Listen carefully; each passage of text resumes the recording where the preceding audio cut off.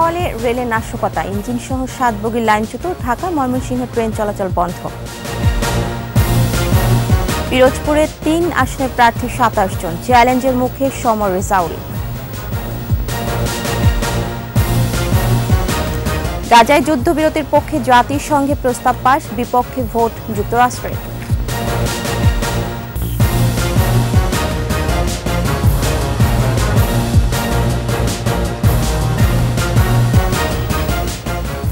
শুনছিলেন first security ইসলামী bank limited সংবাদ শিরোনাম। আমন্ত্রণ দুপুর 12টার 21 সংবাদে আপনাদের সাথে আছি মহিমা পলি। দর্শক, 21 টেলিভিশনের সংবাদ একই সাথে সরাসরি দেখতে পাবেন আমাদের ফেসবুক পেজ www.facebook.com/2124online। গাজীপুরে নাশকতায় লাইনচ্যুত হয়েছে মোহনগঞ্জ এক্সপ্রেসের ইঞ্জিন সহ 7 বগি। এ ঘটনায় এক যাত্রী নিহত সহ আহত হয়েছেন অন্তত 7 জন। ভোর 4:15টার দিকে ভাল স্টেশনের কাছে দুর্ঘটনা ঘটে। ঘটনার তদন্তে 7 সদস্যের কমিটি গঠন করেছে রেল কর্তৃপক্ষ। গাজীপুর প্রতিনিধি অপূর্ব রায়ের প্রতিবেদন, জানাচ্ছেন খুরশিদ আলম মুকুল। মঙ্গলবার রাতে নেত্রকোনার মোহনগঞ্জ থেকে ঢাকার উদ্দেশ্যে ছেড়ে আসে আন্তনগর ট্রেন মোহনগঞ্জ এক্সপ্রেস। ভোর 4:15টার দিকে গাজীপুরের জয়দেবপুর ময়মনসিংহ রেল সড়কের ভাওয়াল রেল স্টেশনে দুর্ঘটনার কবলে পড়ে ট্রেনটি। লাইনচ্যুত হয় ইঞ্জিন সহ 7 বগি। ঘটনাস্থলে নিহত হন একজন। নেত্রকোনা থেকে উঠছি, ওটার পরে তো এদিকে 4টা বাজে বিভিন্ন ধরনের ঝাঁকুনি শুরু হয়েছে। 3টা ঝাঁকি দেওয়ার পর এটা বন্ধ হয়ে গেছে, জেনারেটরও বন্ধ হয়ে গেছে, বগি বন্ধ হয়ে গেছে, একবারে চলা বন্ধ হয়ে গেছে আর কি। পরে আমরা নেমে দেখলাম যে আমাদের ওই রেল লাইন কাটা আর কি। আমরা তো ভাবছি মানে কি একটা শুরু হয়ে গেছে, ভূমিকম্পের মতো একটা অস্তিত্ব হারা হয়ে গেছি। পরে ওইটা দেখে অবস্থা কাহিল, সামনে অনেকেরই মানে কাটা একটা লাইন দেখলাম, আর এছাড়া বগি 6টা পড়ে 6:30 পড়েছে, ইঞ্জিন পড়েছে নিচে। রাতে রেলপথের কিছু অংশ কেটে ফেলায় এমন দুর্ঘটনা বলে জানায় রেল কর্তৃপক্ষ। বন্ধ রয়েছে ঢাকা ময়মনসিংহ রেল যোগাযোগ। কাজ করছে ঢাকা থেকে আসা উদ্ধারকারী ট্রেন। আমরা সমস্ত বগিগুলো আমরা সার্চ করছি যে ভিতরে আর কেউ আছে কিনা, এবং আমাদের সার্চ কার্যক্রম এখনো অব্যাহত আছে। এটি পরিকল্পিত নাশকতা বলে জানান জেলা প্রশাসক। নাশকতাকারীদের ধরতে কাজ করছে আইন শৃঙ্খলা বাহিনী। আমরা অনুসন্ধান করে এখানে দেখলাম এখানে প্রায় 20 ফিটের মতো রেললাইন পাত অক্সিজেন সিলিন্ডার দিয়ে বাসাবাড়িতে ব্যবহৃত একটি সিলিন্ডারও আমরা এখানে পেয়েছি। 2টি সিলিন্ডার উদ্ধার করা হয়েছে। সার্বিক বিবেচনা এটা একটা নাশকতামূলক কাজে আমরা প্রতীয়মান হয়েছে। গোয়েন্দারা কাজ করছে, সাথে সাথে আমাদের র্যাব কাজ করছে, এবং সাদা পোশাকে যারা আছে গোয়েন্দা তারা কাজ করছে। আহতদের স্থানীয় হাসপাতালে চিকিৎসা দেওয়া হচ্ছে। খুরশিদ আলম মুকুল, 21 টেলিভিশন। এবার আলোক হেলথ কেয়ার অ্যান্ড হাসপাতাল ভোটের খবর।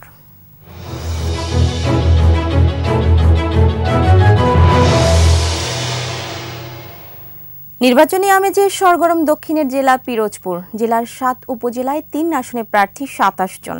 পিরোজপুর 1-এ মৎস্য প্রাণী সম্পদ মন্ত্রী সমর রেজাউল করিমকে চ্যালেঞ্জ জানাচ্ছেন জেলা আওয়ামী লীগের সভাপতি সাবেক এমপি একেএম আওয়াল। 2-এ জেলা আওয়ামী লীগের সাধারণ সম্পাদক অ্যাডভোকেট কানাইলাল বিশ্বাসের বিরুদ্ধে প্রার্থী হয়েছেন সাবেক জেলা পরিষদ চেয়ারম্যান মহিউদ্দিন মহারাজ। সুষ্ঠু ভোটে পছন্দের এমপি নির্বাচিত করতে চান জেলার ভোটাররা। প্রতিনিধি শিরিনা আফরোজের রিপোর্ট, জানাচ্ছেন আকবর হোসেন সুমন।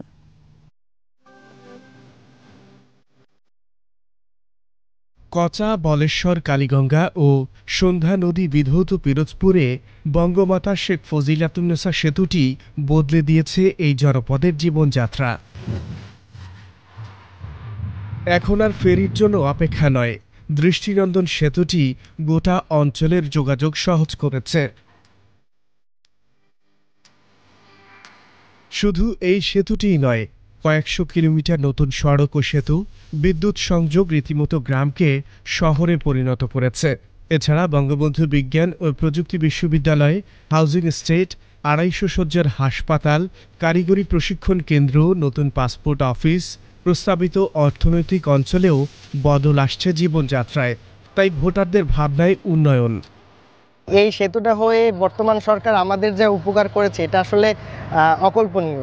আমরা তার কাছে কৃতজ্ঞ। এই উন্নয়নের ধারা অব্যাহত রাখতে হলে আবারও নৌকায় সবাইকে ভোট দিয়ে নৌকাকে জয়যুক্ত করতে হবে। আওয়ামী লীগ সরকার যে এই 5 বছর এত উন্নয়ন করছে, অন্য কোনো সরকার আইলে যে পারতো আমার মনে হয় না। আমি দেশের উন্নয়নে জনগণের স্বার্থে নৌকায় আমার প্রথম ভোটটি দিতে চাই।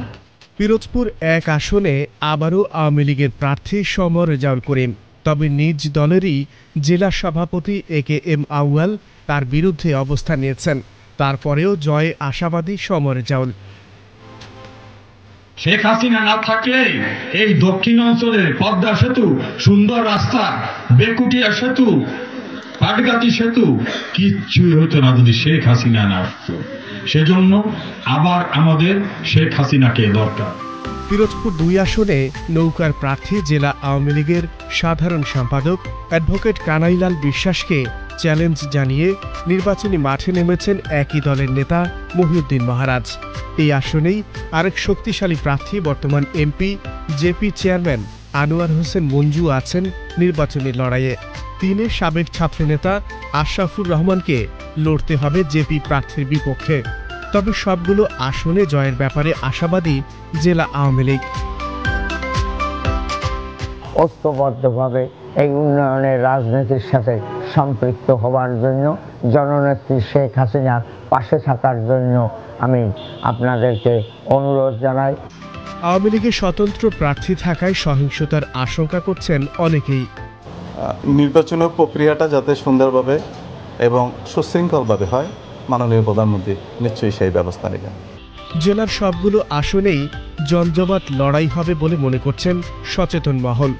বাংলাদেশের সমস্ত জেলায় ট্রেন লাইন যাচ্ছে, আমরা পিরোজপুর অবহেলিত হয়ে আছি। আমরা চাই যে আগামী এই সরকার ক্ষমতায় যাক এবং আরও উন্নয়নের সাথে সাথে আমাদের পিরোজপুরেও যেন আমরা ট্রেনের সেরকম সুযোগ সুবিধা পাইতে পারি। উৎসবমুখর ভোটে যোগ্য প্রার্থীকে নির্বাচিত করে সংসদে পাঠাতে চান পিরোজপুরের মানুষ। আকবর হোসেন সুমন, 21 টেলিভিশন। শেষ করছি দুপুর 12টার 21 সংবাদ। যাবার আগে ফার্স্ট সিকিউরিটি ইসলামী ব্যাংক লিমিটেড সংবাদ শিরোনামগুলো জানাবো আরও একবার।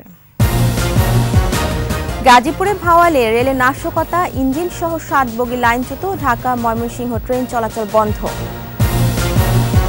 পিরোজপুরে 3 আসনে প্রার্থী 27 জন, চ্যালেঞ্জের মুখে সমর রেজাউল। গাজায় যুদ্ধবিরতির পক্ষে জাতিসংঘে প্রস্তাব পাস, বিপক্ষে ভোট যুক্তরাষ্ট্রের।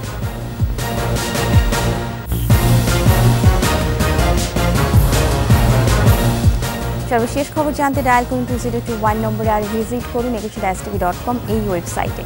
এছাড়া ফেসবুকে ভিজিট করতে পারেন facebook.com/2124 অনলাইনে। এতক্ষণ সাথে থাকার জন্য ধন্যবাদ। আমাদের পরের সংবাদ দুপুর 2টায় দেখার আমন্ত্রণ রইল। 21 সাথেই থাকুন।